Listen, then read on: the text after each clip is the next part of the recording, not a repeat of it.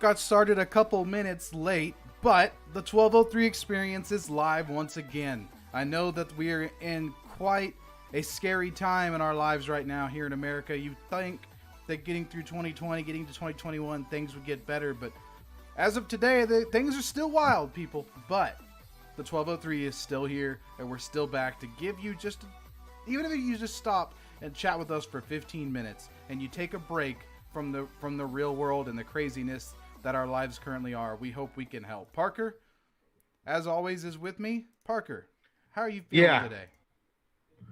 Well, man, it's a crazy day, and I just wanted to kind of say my piece, and then we can move on with it, because everybody knows I've got an opinion on everything. I I got home from work, working like a real American should, working a job, come home from work, see what's going on, look at Twitter, look at everything in the world, and immediately just get super down, super depressed, because this is not how a transition of power is supposed to happen. Listen, I don't like the results of the election. I'll come out and say it. In my Parker and Dad podcast, we were pro-Trump. We still are Republican conservative people. But that being said, you have to be disappointed with any kind of violence, let alone violence on the Capitol. It is the most important building in the world, not just United States. The Washington Capitol building is the most important building in the world. It is supposed to represent a democracy. It's supposed to represent disagreements. It's where great ideals have been debated and held. 240 plus years of democracy sort of flushed down the drain when you think about it, because someone was mad about an election, or a group of people were mad about an election, and we had a president who was gaslighting these things. And yes, I am coming down on the president. He was gaslighting these type of things. So when you have that combination of things, and you see destruction, and you see people just going into the Senate chamber, the House of Representatives chamber, going into Nancy Pelosi's speaker office, putting their feet up on the chair. Like, these pictures are disgusting, Reed. These pictures I'm getting from Huffington Post are disgusting. They're citizens of America degrading public offices that, in my opinion, I actually get into politics. I was a minor in political science. I kind of nerd out about these things. It would be awesome to tour the Capitol. It'd be awesome to see how things go. I'd shake a Democrat's hand. I'd shake a Republican's hand. I don't give a crap. It's awesome to see those type of things. But this disrespect is what gets me. And I don't know how. You have to have something in place in order to stop things like this from happening in the Capitol building. You shouldn't have citizens storm in and just take over like that. It's disgusting. It's terrifying as an American who wants the Capitol to be safe, who wants those things to be safe. I mean, the stories you're seeing now, and the photos and the video evidence and the riots still going on in the background. I turned on the news when I got home. It's still going on. There's still a lot of people there yelling, angry, waving Trump flags. It doesn't really matter to me that it's Trump or not Trump. But the thing is, it's disgusting, and it's sad that it's come to this in our country. And I posted on Twitter, our country has fallen, and I really do legitimately think that this is the beginning of – I mean, the one thing you don't want is Americans attacking Americans. That's not what we want. We don't want that again. We had a bloody civil war a long time ago. That was terrible. That was the worst part of our history. We do not want to repeat that crap, because it will not be good. And I guarantee other countries would be laughing at us if we did. They're laughing at us right now. We're a joke. We used to be something proud of. Now we're pretty much a joke at this point. I don't have a whole lot to say that you didn't say there. I mean, politics aside, this is disappointing, and I can't state that any higher. It makes you disappointed to be an American. It makes you embarrassed because the rest of the world now sees America as the home of a bunch of crybaby little pouty, whiny babies. We're supposed to be the leader of the free world. When someone tells you when you don't get your way, this is how you react. And this is the same group of people that when a black man was choked to death for no reason, these are the same people that when people went out and rioted for this same situation, were calling for black people's heads, were calling for protesters' heads. These are the same people.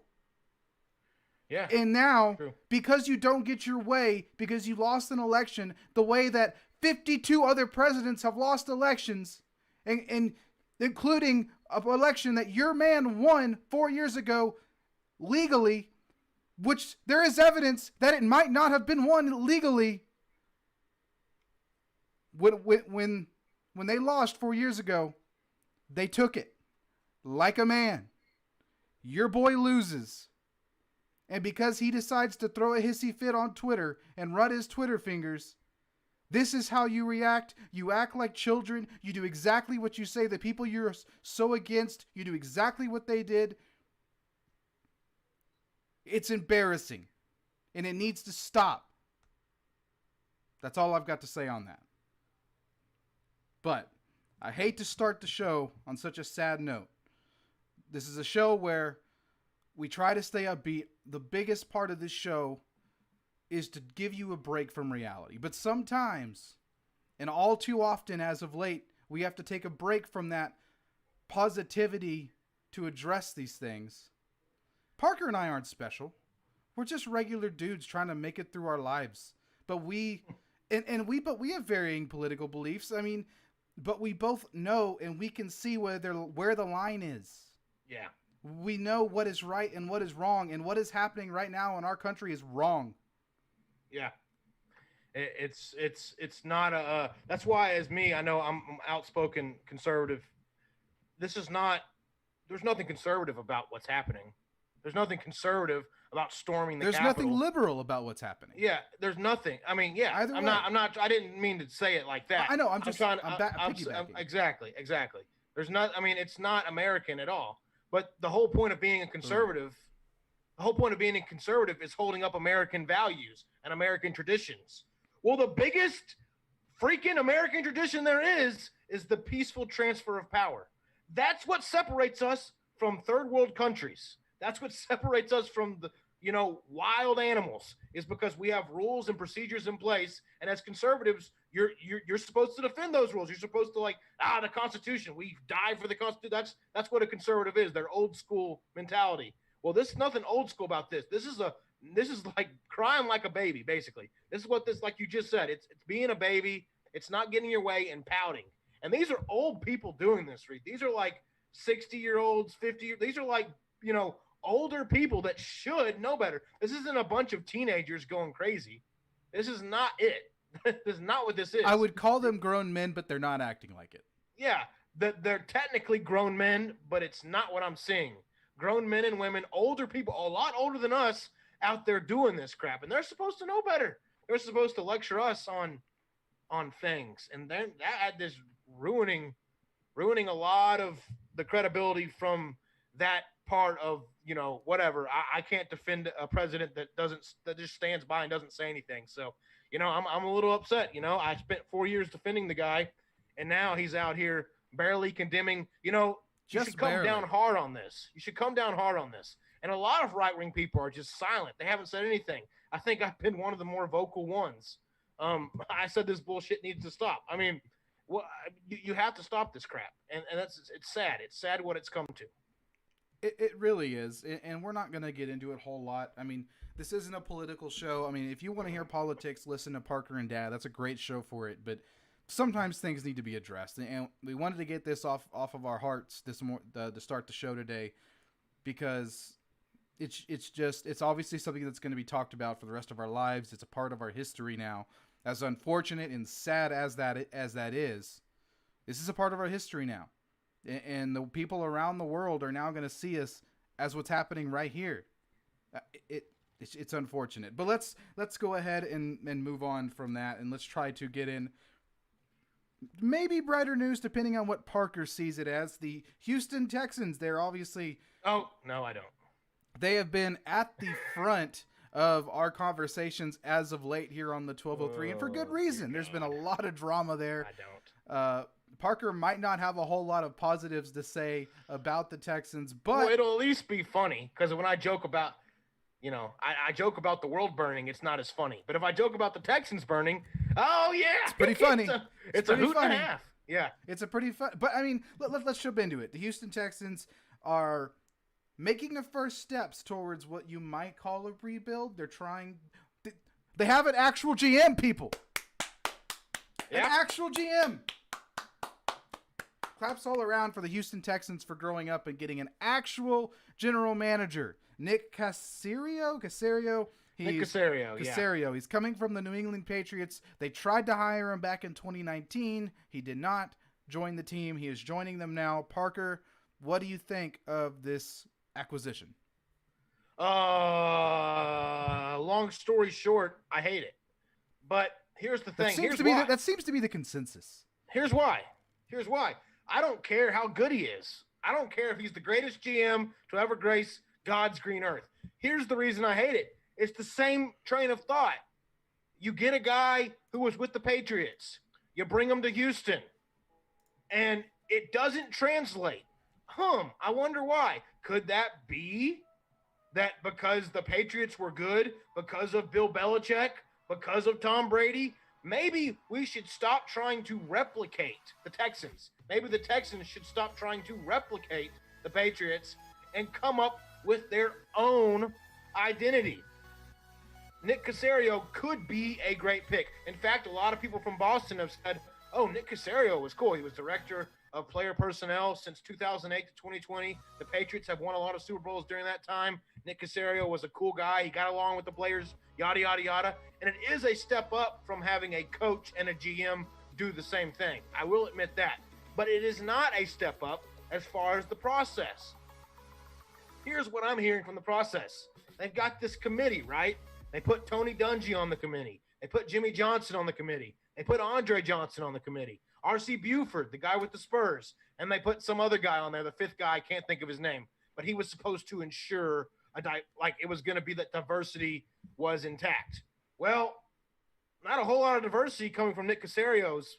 I mean, he's not really the most diverse hire. Not that I particularly care, but this whole committee they supposedly put in charge. Well, for one, Tony Dungy didn't even know he was on a committee. Everyone said he was. He had like a 5-minute phone conversation with Cal McNair, and then all of a sudden he's on some kind of committee. The Spurs guy, R.C. Buford, he sure as hell didn't know what was going on. Andre Johnson, he walks around on the sideline sometimes, a great Houston Texans receiver, one of my favorite Texans players. You can damn sure guarantee he didn't approve this.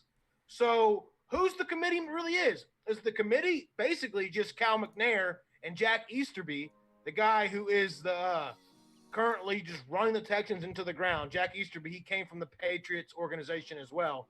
And he's what a lot of hate is going to be thrown at Jack Easterby. Texans fans know who that is. He's the guy who made the hire. He's the guy who came in with and basically brought Bill O'Brien in and did all this stuff. And he's the guy who was supposed to make this kind of like the Patriots 2.0. Well, that didn't work. That failed. And so you're trying to do that again?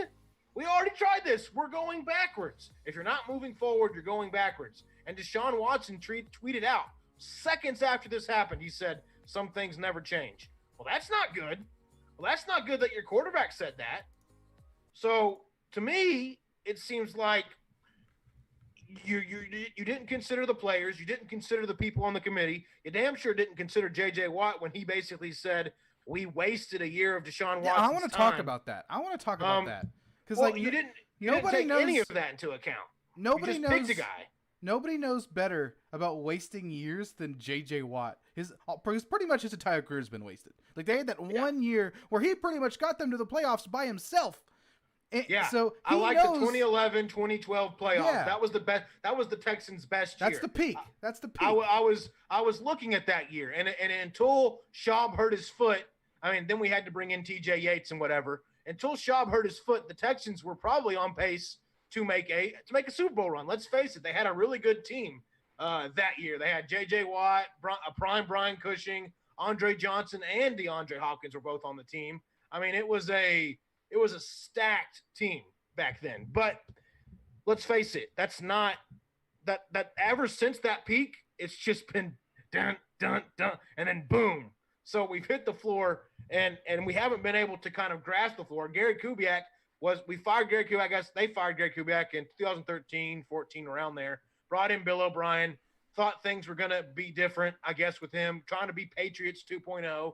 But in all honesty, Gary Kubiak went on to coach the Broncos and win a championship. And guess who he won it with? He won it with Wade Phillips, who was the defensive coordinator for Houston. That Denver Broncos team was very similar in scheme to the Houston Texans. Of course, you had Peyton Manning and not Matt Schaub, but that defense on the Texans was still very good. Brooks Reed, D'Amico Ryans, a young Jonathan Joseph. We don't need Matt Schaub slander. He was a good quarterback. Yeah, Matt Schaub was great for us until his foot injury. Yeah, but, and then it went downhill from there. He just retired. He just retired. I mean, after like 16 years. I'm not going to sit here. This isn't really about slandering Matt Schaub. I thought Matt Schaub was great for us. But I'm just saying Peyton Manning versus Matt Schaub. You know, you got to lean towards Peyton Manning. Yeah. So it was a great year. It was some great years, but that's not where we are now. We've just gone down, and now we're back. We're not moving forward. We're not progressing. We're not turning into anything.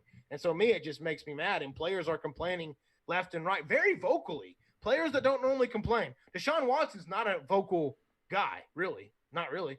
I mean, J.J. Watt is vocal and he says all the right things, but he's not a guy that's going. I mean, he's been vicious in attacking this how this organization and how some people are running things. So something's got to give. Is Nick Caserio going to be the magic guy that can clean all this up? To me, it seems like he's hated before.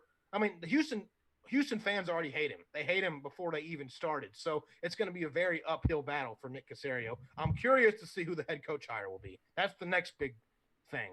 And I do want to talk about that. I want to talk about some because I pulled up some head coaching candidates that I wanted to just toss your way and see what you thought as far as that goes. I mean, and so here's the first top two I think are very interesting. The rest, I'm going to have to pull up some notes on them. I had pulled up earlier, and then when I was trying to get everything set up, I deleted them like an idiot. But I can give you these first two and let you go from there, right?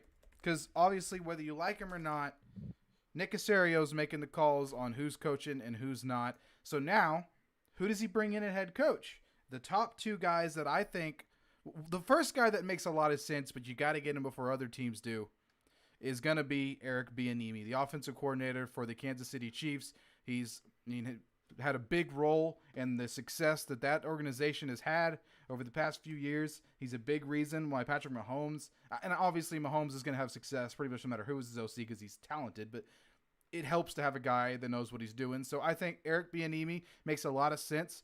That is an option. Another interesting one I wanted to float your way, Jim Harbaugh. I know that Jim Harbaugh has NFL pedigree, but hasn't had a lot of success since going to Michigan, so maybe not the best option. Wanted to ask you about that. But, if you were to pick right now who's going to be y'all's head coach, who are you picking? Bieniemy, by far. I think he fits the mold. He's what Houston fans in general want. I think it would help Deshaun Watson. You put him – I mean, he's the offensive coordinator for the Chiefs, if people are wondering who Bieniemy is. He's the guy that's basically gotten those points. Him and Andy Reid, offensive geniuses. Somebody brought up some personal things with Bieniemy, but I don't really think that should be a problem at this point. He's obviously grown from those. There was some young, I think, charges against him when he was younger, but I didn't look into him too much. But I think as far as coaching goes, Bieniemy would be great. I mean, you slide him right in there with Deshaun Watson, who by the way, is the NFL. He was the NFL passing leader this year in yards. I mean, he was the number one passing yards guy this year.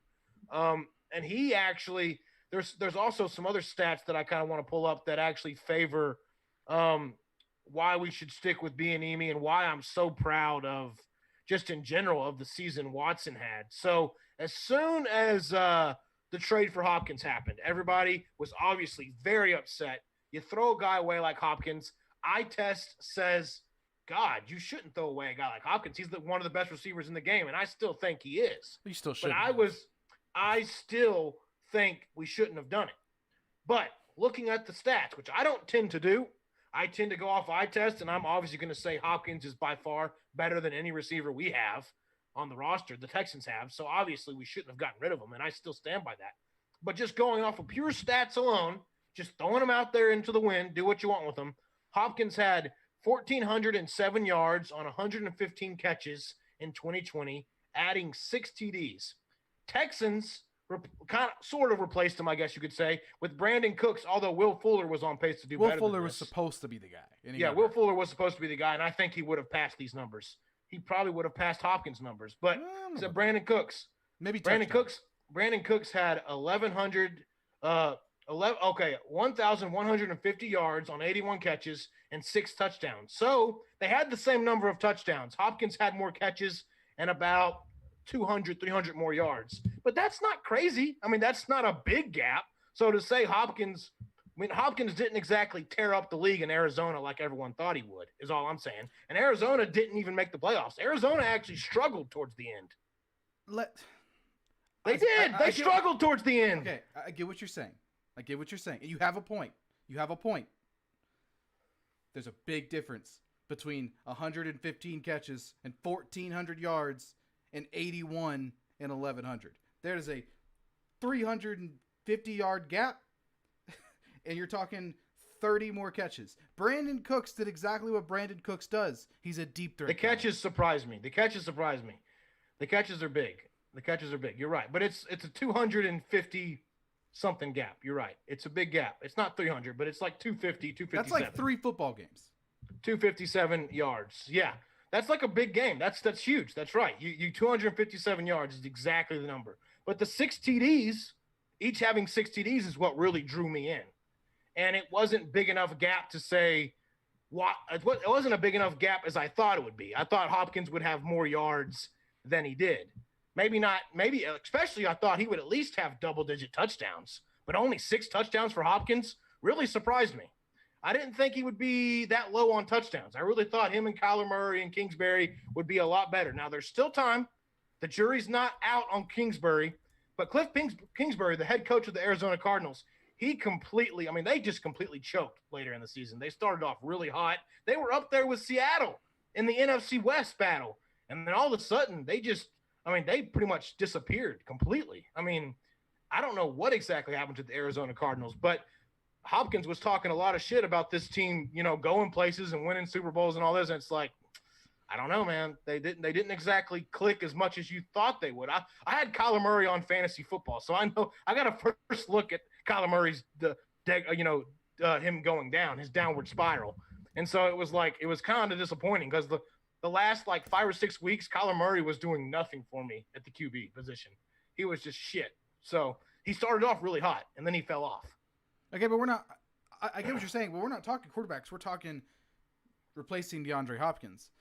I'm talking about the trade in general. I'm talking about the scope. I'm taking a macro view of the whole situation, saying Arizona Cardinals, DeAndre Hopkins, what Watson did with his group of people. And obviously, if he would have had Hopkins, who knows? Probably would have been much better. But what Watson did, well, I don't know. You can't get much better than leading the NFL in yards. But what Watson did with his talent versus Hopkins going to a better situation in Arizona with Kyler Murray. To me, if I was Hopkins, I'd much rather play with Watson in Houston. But, it didn't work out that way. Yeah, there's nothing to argue there. Yeah. You were trying to say that Brandon Cooks replaced DeAndre Hopkins at first, and I was not going to let that fly. No.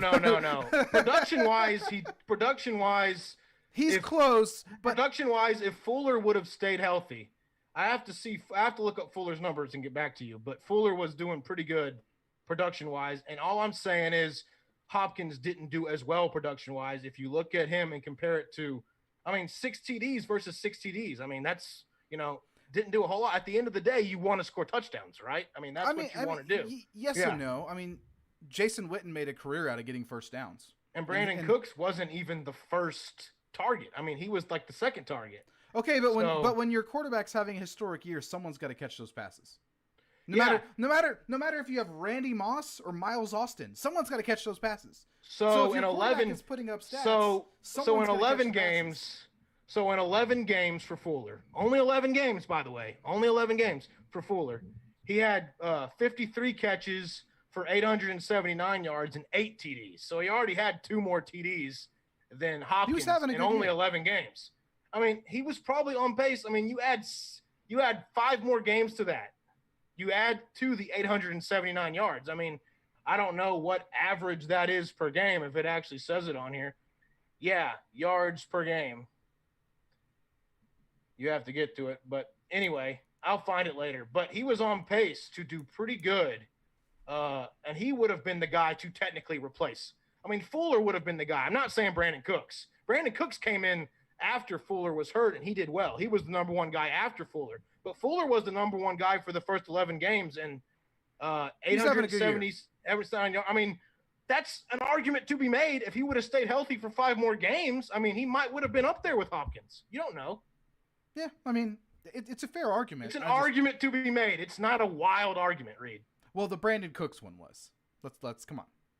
I was talking about the Texans receiver position in general. You add Cooks to Hopkins, add Cooks and Fuller together, then you got something, maybe. What did the other Arizona wide receivers have then? If we're adding wide receivers together. You know what I'm saying? Well, we already know Watson did better. He led the NFL in passing yards. What are you trying to get at? I'm just saying if we're adding what all wide receivers did as a receiving core. Okay. It's just We can do that. I don't know who the other Arizona receivers even are. I know they have Fitz. I know they have Kirk. Of course, I think Kirk. No, we can look at Kirk might have been hurt. Passing yards. I mean, Kirk might have been hurt. Passing yards is basically what we're adding, right? I mean, Deshaun Watson passing yards.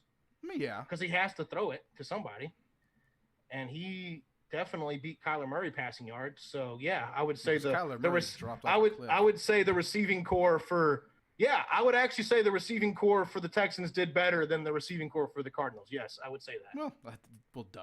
I don't know. It was just. Well, then what's your point? I just made a point. You just said duh. You didn't even fight back. I don't know, man. You're just trying to stir me up. Got to get something. I was just kind of. You don't have anything. What caught me was the Brandon Cooks, Deshaun Watson. I mean, DeAndre Hopkins. Look, at the end of the day, I started it off with saying eye test. I don't give the guy, but you look at touchdowns. You look at passing yards overall for the Texans versus the Cardinals. The Texans had a better passing season than the Cardinals did. Let me ask you this. They couldn't win games, but if you had to choose between Brandon Cooks and Will Fuller or DeAndre Hopkins, the best receiver in the league, which one are you taking? So we don't have Will Fuller or Brandon Cooks? You're either taking those two or DeAndre Hopkins. So you don't have Will Fuller or Brandon Cooks. You just have Hopkins. You have Hopkins and then whoever the other receivers are. And you don't have Brandon Cooks or Will Fuller. Correct. I'm just clarifying. Yeah. I would much rather have Will Fuller and Brandon Cooks. Those guys have won games for the Texans. The Texans offense is shit without those guys. Y'all didn't win very many games. Well, that's true. This year we didn't win because our defense was shit. I'm not saying y'all didn't win them because of the offense, but have you seen the Texans defense? The Texans defense is dead last. The Texans defense is dead last in the NFL. The Cowboys are right behind them.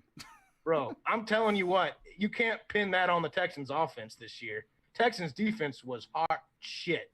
Anyway. And hey, you know what? As much as I want to praise JJ Watt, he didn't really have a great year. He had 36 tackles on 5 sacks. That wasn't great. That's not $15 million a year number. How old is the guy now? But you're paying him that much money.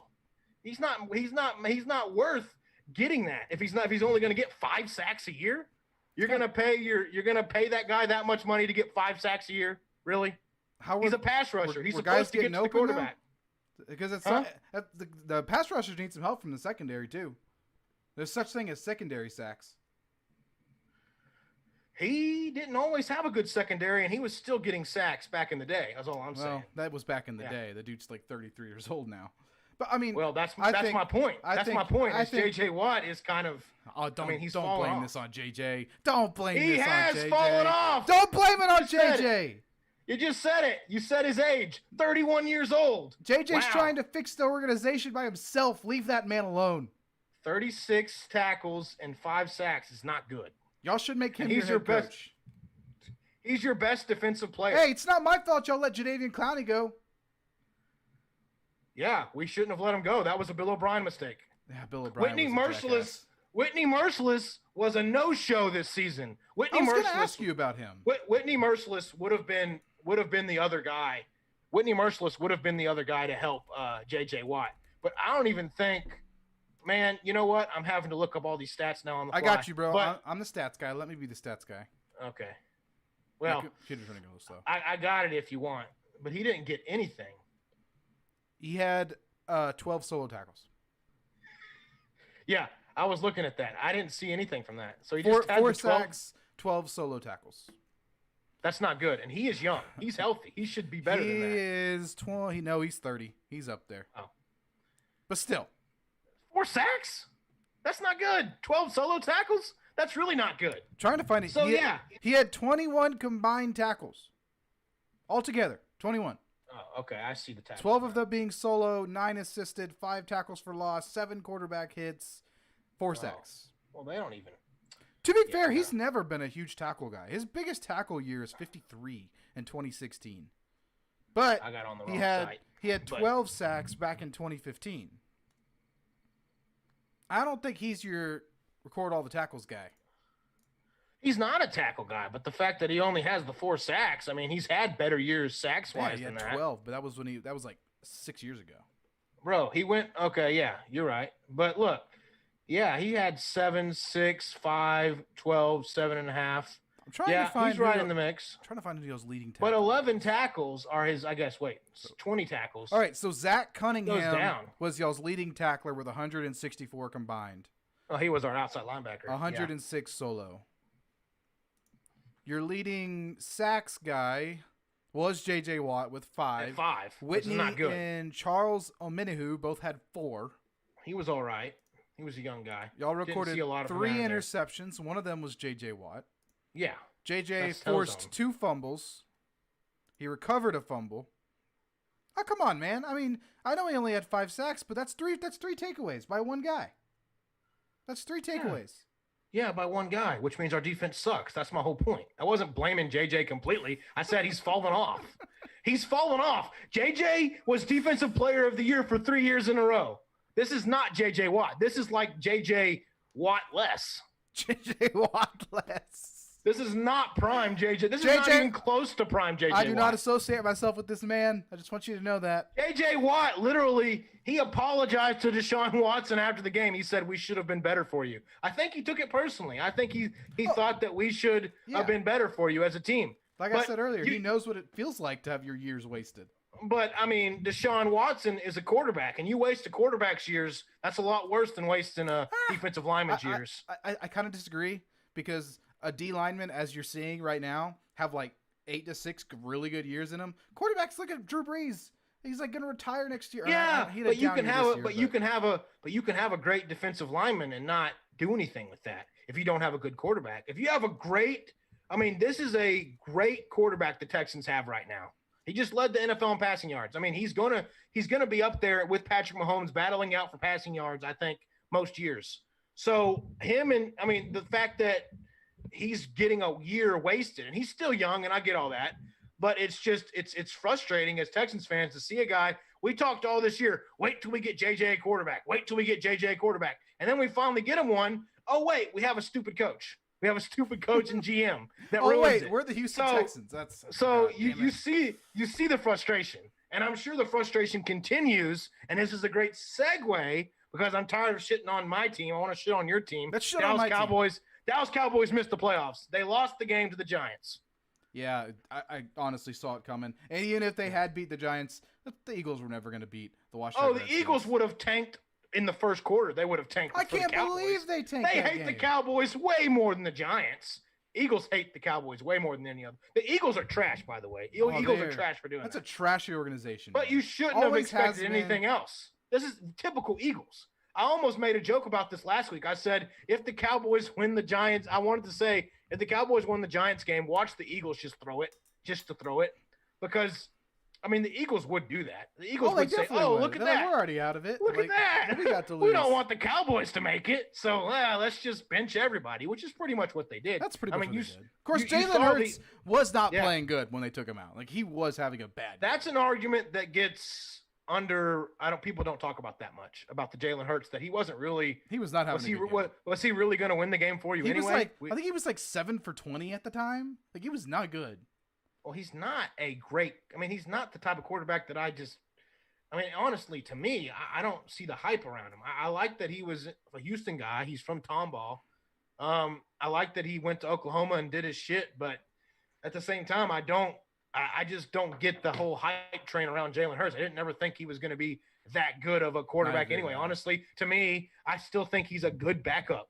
That's what he is, in my opinion. He's a good If backup. that, I mean, I don't think he's a starter. I think he's a good wildcat guy. Like, that's Maybe, That's but can more he what I really see throw? I mean, Kenny doesn't throw much. I mean, he he's had not. he had a game or two that was decent, but I mean, he was not picking Whatever's picking happening him- to Philadelphia. Picking him over Carson Wentz is asinine. And I know that Carson Yeah. Wentz has his own troubles, but come on. Like, the guy the Carson Wentz slander has been the outstanding. guy Have almost been out won of an control. MVP like 3 years ago. Well, people forget about that now for some reason. But Anyway, whatever's happening to Philadelphia we don't care. At least we're not them right now. I mean, yeah, they won a Super Bowl. I guess I wish, that would have been fun to win a Super Bowl. In our lifetime, yeah. But at the same time, you would have to sacrifice a lot being Philly.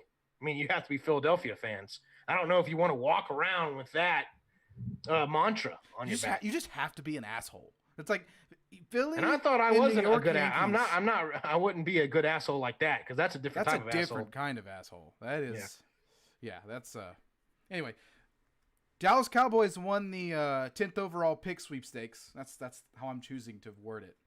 Yeah, and we don't have a pick at all for if you're the Texans. So, dude, we're trying to get away. I'm just saying. I'm a glutton for punishment, and I also wanted to see how bad our great J.J. Watt led defense was. I'm trying to get that pulled up. But the Cowboys are picking 10th in the draft. The highest they've picked since they picked Ezekiel Elliott in 2016. I wrote an article about who I thought they could go with. I wrote an article about it on oldmanentertainment.com, soon to be. Please check that out. You can find the link to that on my Twitter @ReedTGraph. But yeah, I wrote a quick article about it, and here's basically what it said. Draft a cornerback. That's basically what it said. Because that's what we need. We need a cornerback or a safety. For God's sake, get us a cornerback or a safety. Please. Jerry, I'm looking at you, dude.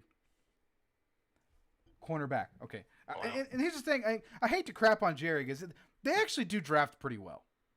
But they tend to not take what they need. Like, I love CeeDee Lamb. He had an outstanding year. He's going to be a great wide receiver. Sure could have used the safety. I think.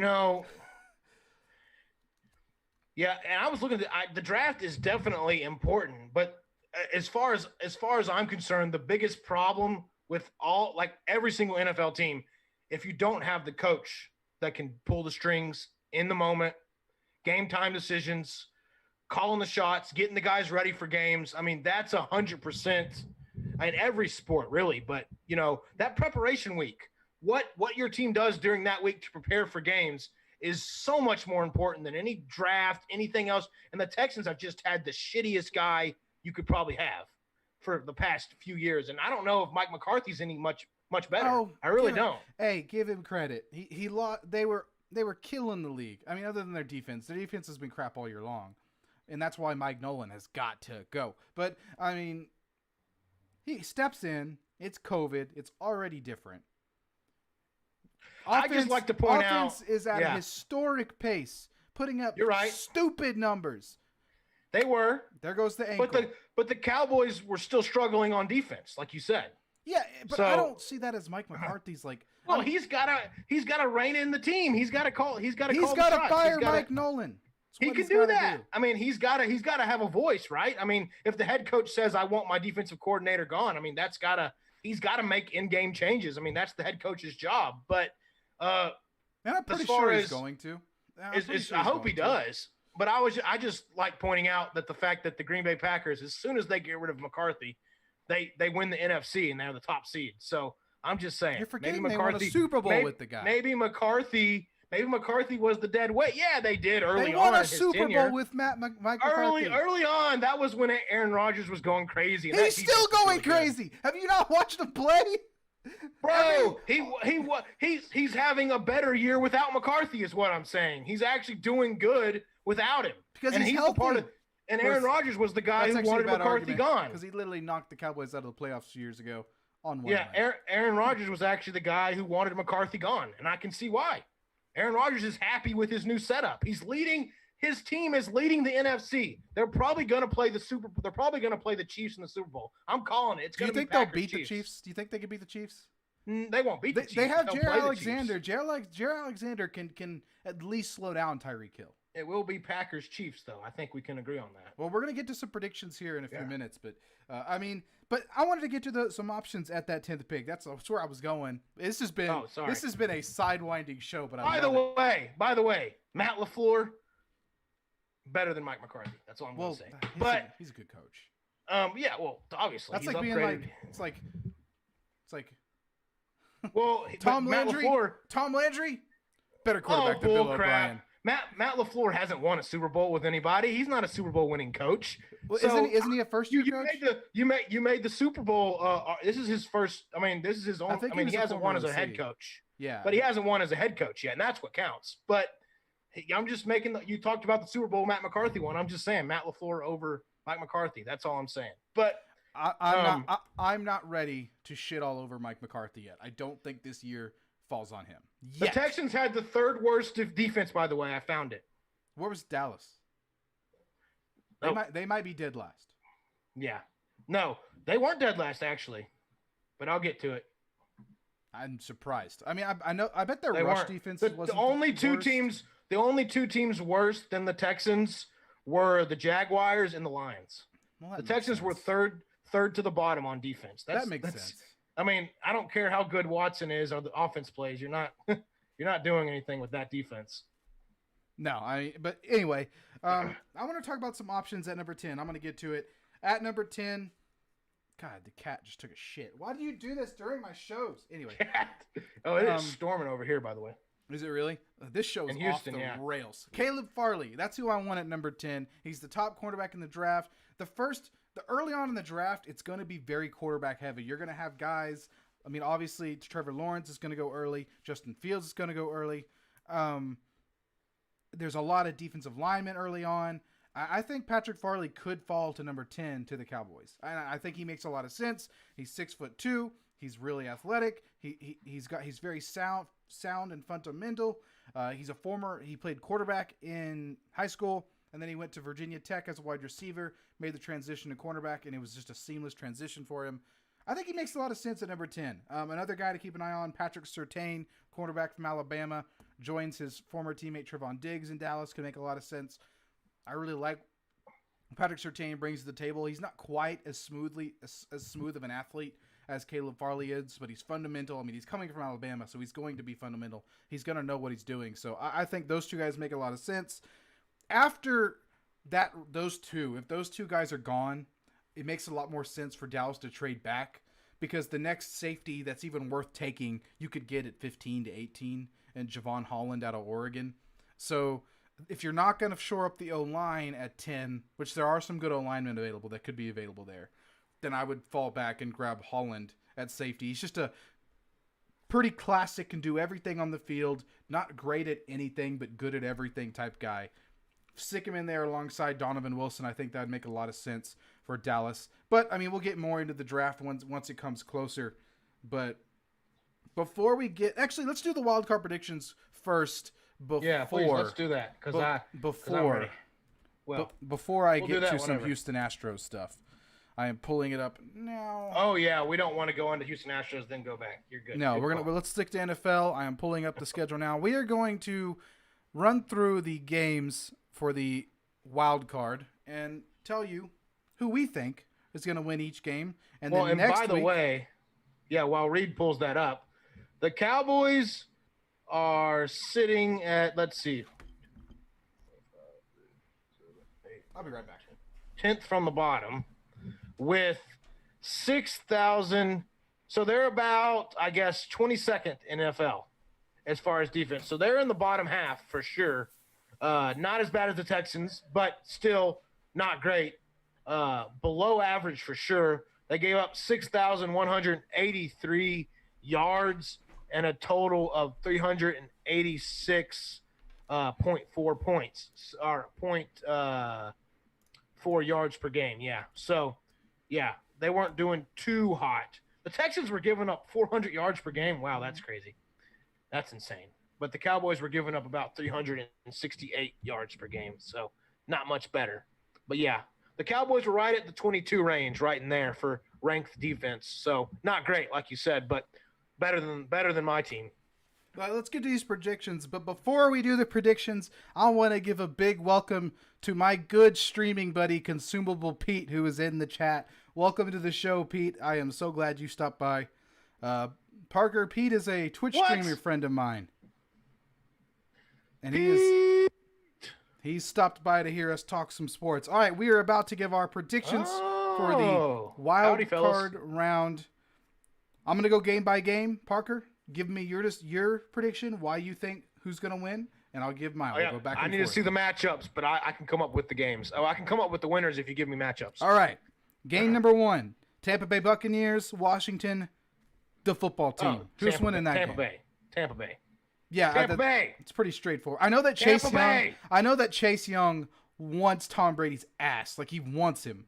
But good for him. Tom Brady's been on fire recently. Trust me. Oh, dude, they're killing it. The last 2 weeks, I was playing the Buccaneers. I was playing Tom Brady on fantasy because I'm actually in the champion. Well, I was in the championship, believe it or not, in one of my leagues, not the Graph League, but the other one. And I was playing the guy who had Tom Brady, and it was not fun for me. It was awful. Yeah, they're going to be tough to beat. I'm 100% on board with you there.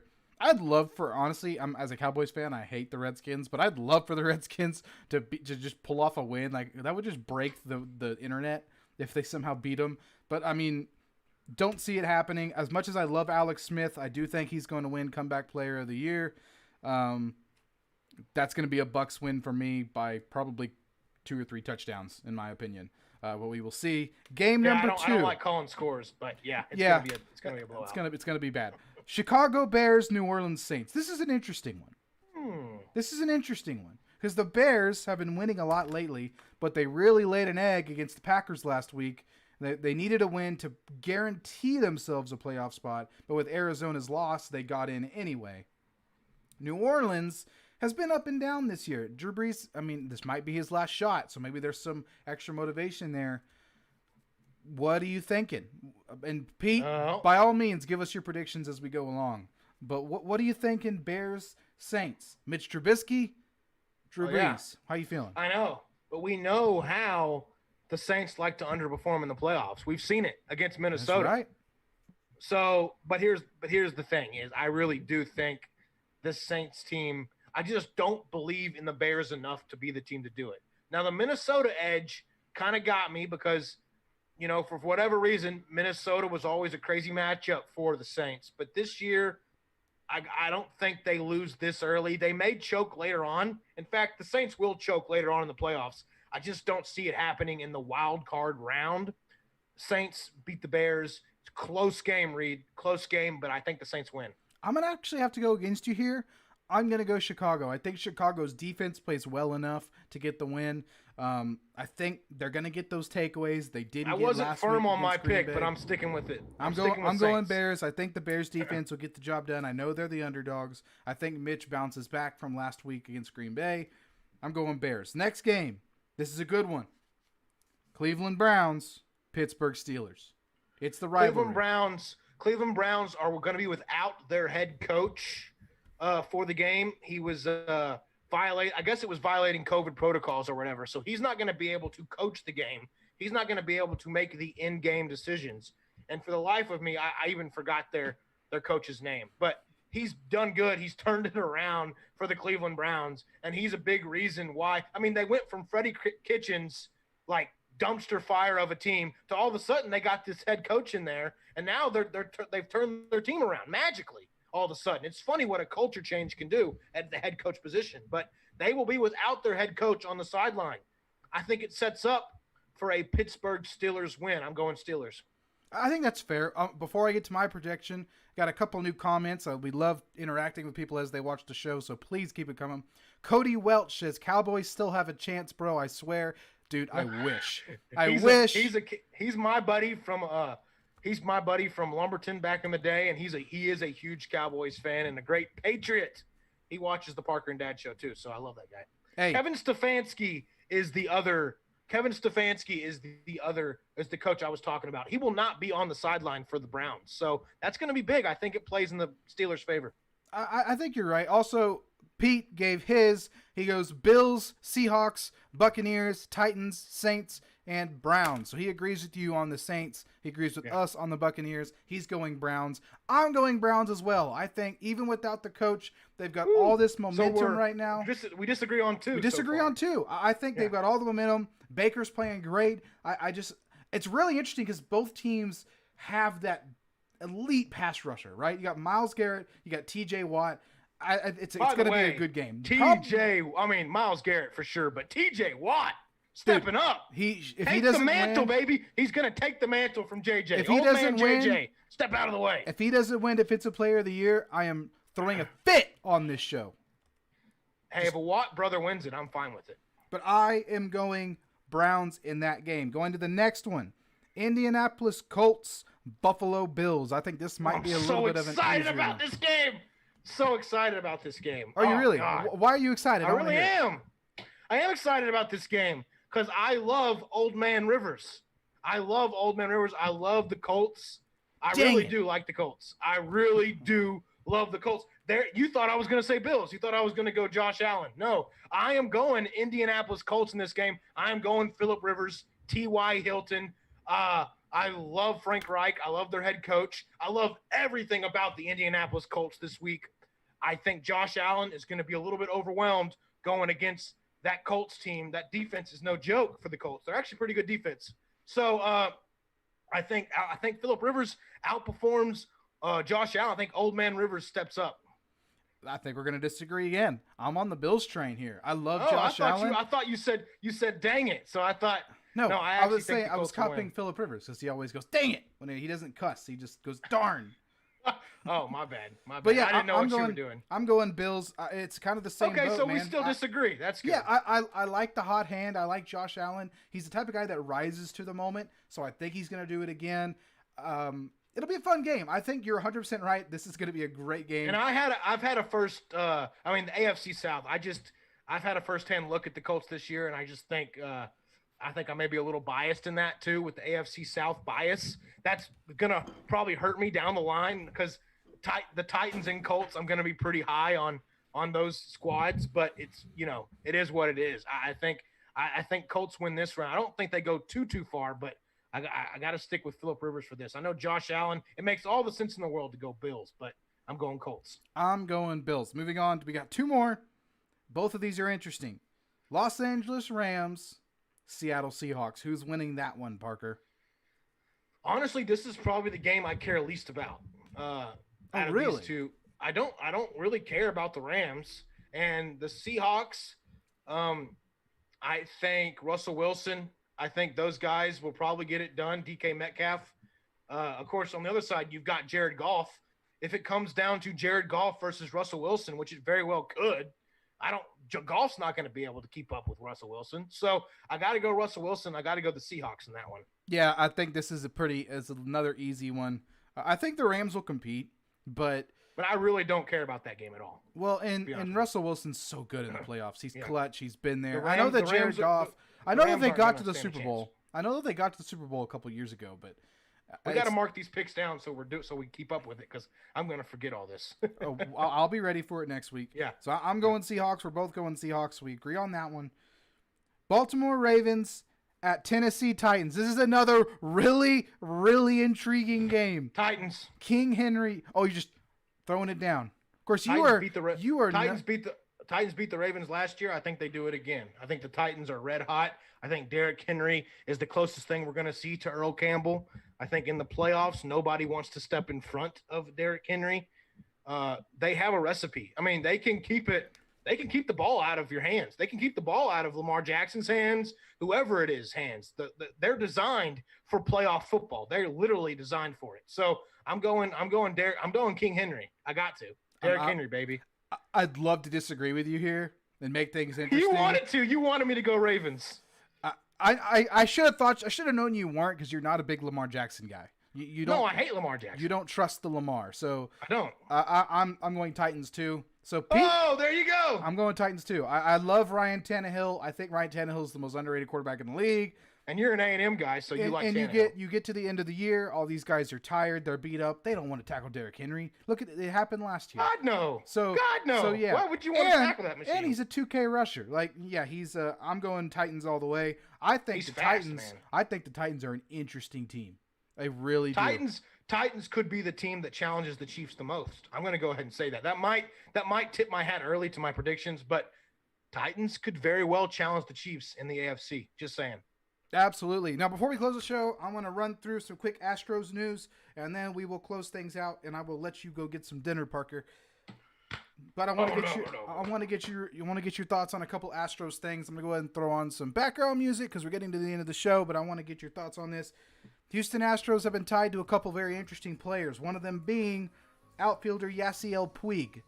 What do you think of that? I mean, he's a exciting guy. He had a pretty decent year last year. He's had some really good years. He's also had his disagreements with the Houston Astros organization, especially from his playing days in LA. Do you think Do you think this makes sense, or are you going to welcome Puig's flamboyant personality with open arms? Yep. I will. I will welcome it. I'm kind of on the I same welcome board. it. I welcome it because I don't give a crap anymore what people think about us when it comes to the Houston Astros.